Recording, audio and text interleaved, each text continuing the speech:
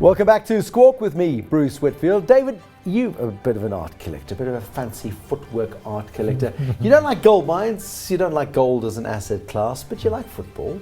Perhaps I can interest you in a little bit of all three of those things. The magical left foot of Lionel Messi. 25 kilogram statue worth over $5 million, created from a mould of the star striker's foot by Ginza Tanaka to mark Messi's record-breaking fourth consecutive Ballon d'Or award. Now, the company recently placed the golden foot on sale along with a number of miniature versions, like baby Messi feet. It's very sweet. And a solid gold plate of the FC Barcelona frontman's footprint as well. Part of the profits from the sale go to help people affected by the quake and tsunami that hit Japan 2 years ago. He's got a heart. Maybe they'll do that next. Although the Leo Messi Foundation, the charity run by the Messi family. Nothing messy about this. In light of what is a recent display on Tuesday against AC Milan, we ask, should Arsenal be buying the mould, at least for the silverware that they keep missing out on, David Shapiro? You won last night, but it wasn't good enough to take you anywhere. You know, when I saw glory. Messi, I saw that first goal that he scored against AC Milan. Absolutely brilliant.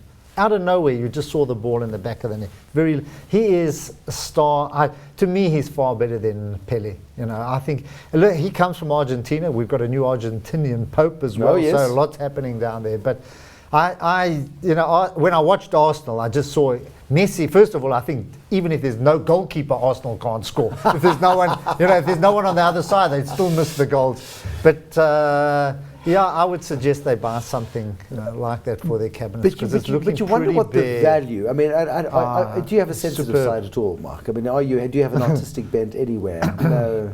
If I dig around, I find something now and again. Yes. Okay, sort of cutouts in magazines and things I like would that. I would buy Messi's foot, left foot. But does it have? I mean, if you tried in the market today to sell a solid gold replica of Pele's foot, for example, would it have market value? Yes, it so would. In the same way, memorabilia like that, absolutely yes.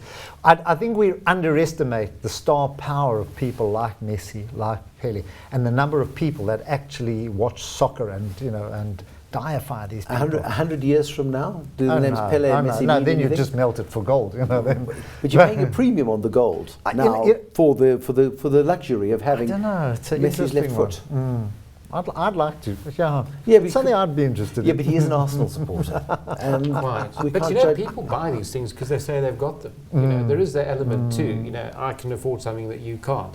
And there's a lot of money sloshing around the world that's looking for a home. Even if in America, they buy baseballs. Signed baseballs, of games or matches that were played 30, 40 years ago. And I mean, they play thousands of them a season. But there you've got a market that is a collectible market, and there are enough idiots who will go and buy the blooming thing from you at some point in the future. But it's like wine, it's the greater fool theory type thing all over again. You buy it because you know somebody else will buy it.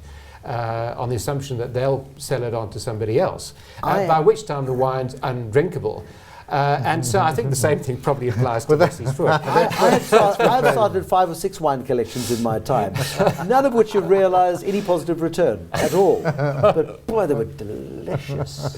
On to this week's winners and losers. If you've got some money in, you can either go for Daniel Day-Lewis, a copy of his My Left Foot, or maybe you want a bootleg copy. There's the foot theme again, bootleg, of Lincoln. It's not yet out on DVD, but it'll be out, no doubt, on the DSTV channels where they charge you to watch for the movies.